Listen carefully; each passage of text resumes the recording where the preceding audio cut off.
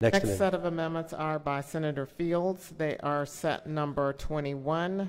Set number 21. We are passing them out, and they are on your computer. Senator Fields.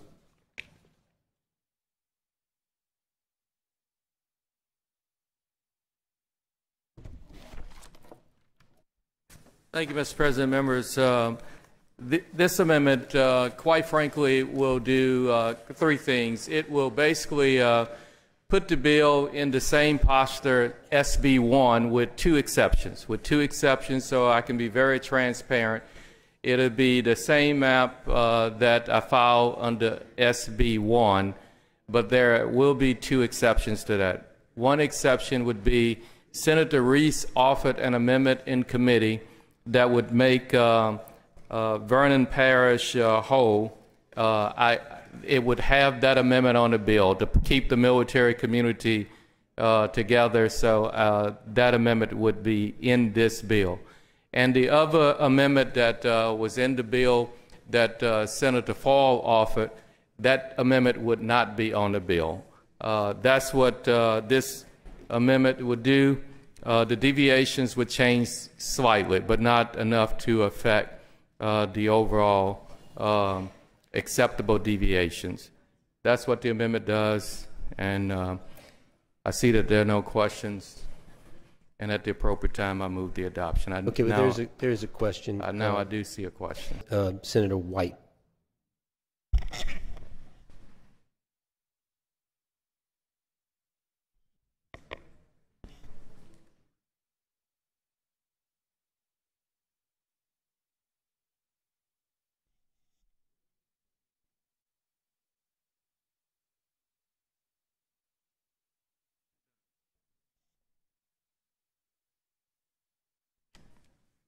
Senator, I was just wanting to look at your map because I left your map on my desk.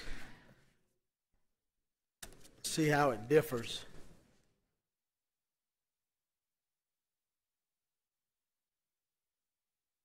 Okay, so this map, Senate District 6, does Senator Graves live in it? Yeah, continuity of representation was important. So all of the present members of Congress actually live in their respective districts. What's the new minority district? The new minority districts would be Congressional District number 5. So 5 and 2 would be the minority districts. Yes, sir. Okay, so I'm just going to ask you, because you've been around a long time like me. I never served in Congress, but I watched many members serve. With this new federal court order, as I look at it, and we wrestle with it, how do we fix it? What do we do? What's the different continuities? Do you recall Judge John Parker's court order for East Baton Rouge Parish for desegregation? I don't recall all of the specifics, but I do recall. Yes, sir. If you recall, I recall, because I had children, and we were trying to be in public, I wanted them in public school. And that order, he ordered East Baton Rouge Parish School Board to redraw all the lines, all the school district lines. And what he basically did was took all of, and because we're using black and white in this, I'm going to use the same language. He forced all the black kids in Baton Rouge to be bused to the areas of Central, St. George, Zachary, those areas. He ordered all the white kids in those areas to be bused to the inner city. We went from about 90,000 to about 60,000 students in East Baton Rouge Parish in a matter of about 10 years.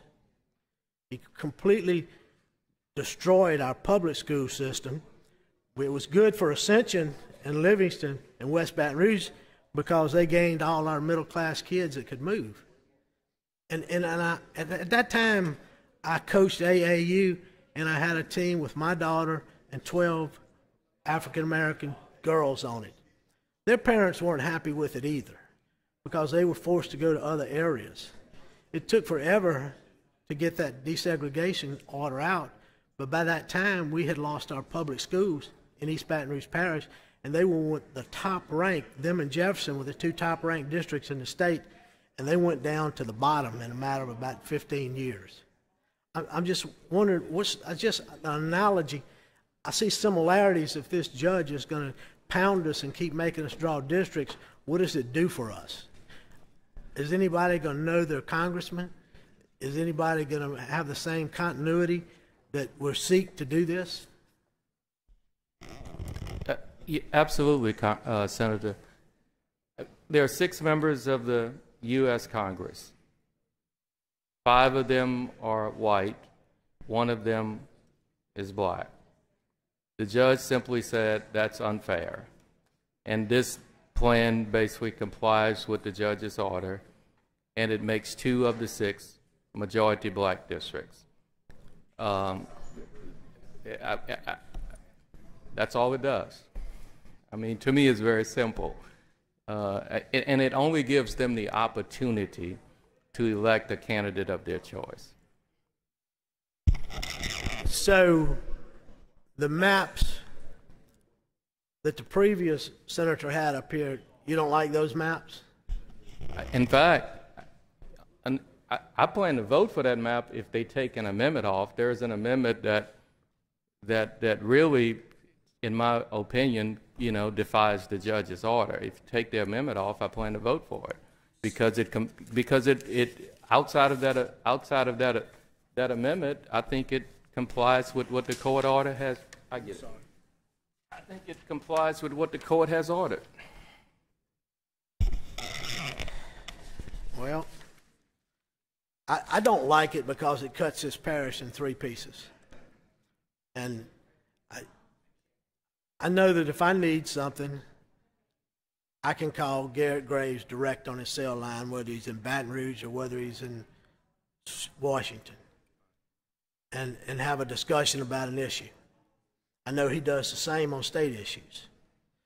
But if we have 3 congressmen, I don't know that I'll have that connectivity to 3 different congressmen. And it concerns me a great deal for the metro area, where no congressman has a majority of our metro Baton Rouge, East Baton Rouge Parish, the biggest parish in the state. And I fear that we'll just be the tail. We won't be the dog, we'll be the tail. And we'll have to wag the dog if we get something done. Well, Senator, there is an advantage to having more than 1 congressman. Baton Rouge have always had more than 1 congressman, and there's been a big advantage to that. I served with Congressman Richard Baker. As you know, he's a Republican, I'm a Democrat. And down there in Washington, everything is, not everything, but most things are based on party. I was the Democrat. He was the Republican. When the Republicans were in charge, we leaned on him. When the Democrats were in charge, they leaned on me. And we did a good job delivering for the city of Baton Rouge. So when I heard members yesterday in the committee talking about, I want 1 single member of Congress representing this area, there is nothing wrong with having more than 1 member of Congress. In fact, there is a big benefit having more than 1 fighting for your area, for federal dollars, for federal appropriation. There is an advantage to that. And I think Richard Baker and I did a good job for Baton Rouge. And I welcome more than 1 member of Congress. Well, thank you. I appreciate that, and I remember those days. But it's not that simple in Congress anymore. As you know, it's not that simple. Those days were probably a lot better days than what we're experiencing now. My fear is we get 3 and we can't get their attention. And I don't think we would have the same stroke as y'all had then. And for that reason, I can't support a lot of these amendments and maps. But I just wanted to let you know my concerns. Thank you, Senator White. I see that there are further questions. Senator Hewitt for a question on the amendment. Be happy to yield.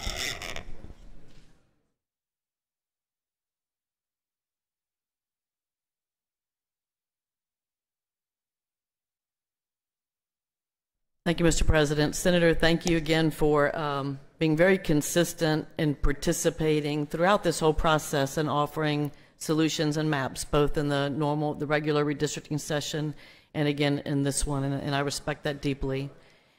So we had a 5-hour hearing at 9 a.m. on day 2 to hear your bill, and this bill, as you described it, is basically the same. You took out the legal language that Senator Foyle added in committee, but basically it was added in Rick Ward's bill, the original bill, and you took it out, but the effect was the same, which I don't agree with.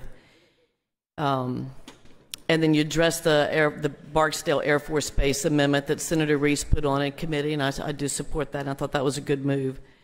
But there were lots of people that came in that day to testify about problems in very specific areas of the state.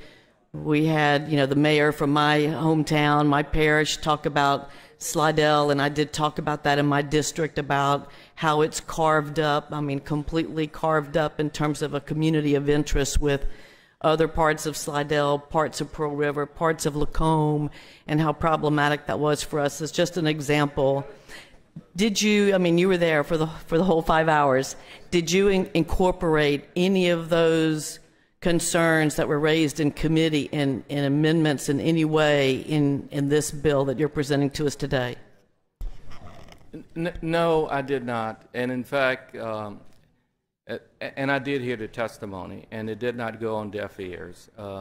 They were very fine people, and I talked to a few of them outside in the hall. In fact, one of them said, "I apologize. I think I hate what I hate to be in your shoes, and but I had to make my, I had to say what I had to say." But at the end of the day, we're under a court order to do what we're doing, and I really appreciate all of their testimony. But no, I only took into account what the court has said and what my colleague Mr. Reese offered, because it was a reasonable, very reasonable amendment, and I took my other colleague, Senator Fall's amendment off because I just didn't think it was appropriate at the time. But wouldn't you agree that the court didn't give us a map, right? She didn't tell us how to do it, right? There are infinite numbers of ways that you could draw a map that would adhere to the court's order. But yet, that's why we're here this week, is to try to do the very best we can in honoring all of the redistricting principles while drawing 2 black districts. And I think there are opportunities to do that, and you heard many suggestions on how to do that in the committee hearing.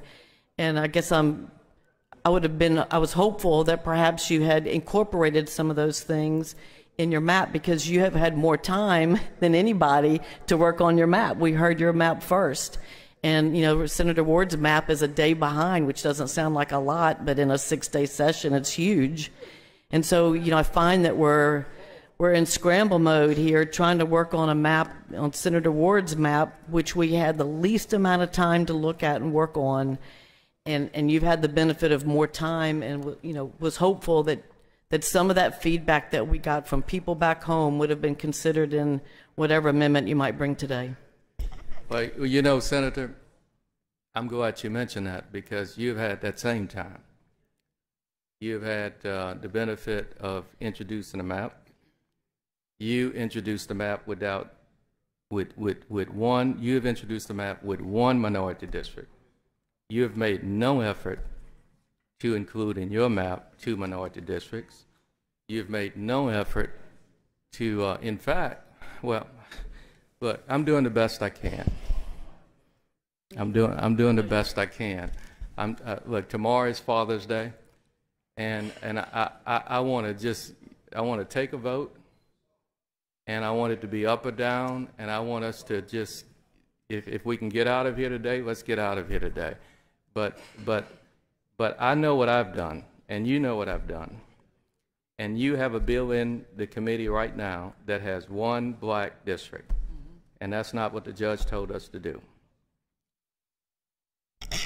It is an instrument, right, that you could amend anything. We could amend your bill onto that instrument. We could amend any bill onto that instrument. So the purpose of that was to have another instrument.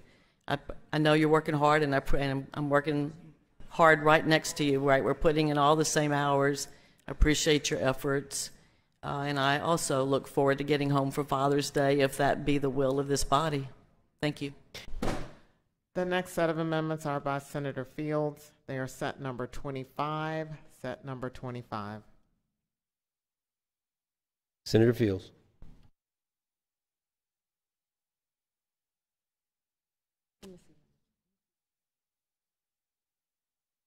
Mr. President, it came to my attention that I explained the amendment already.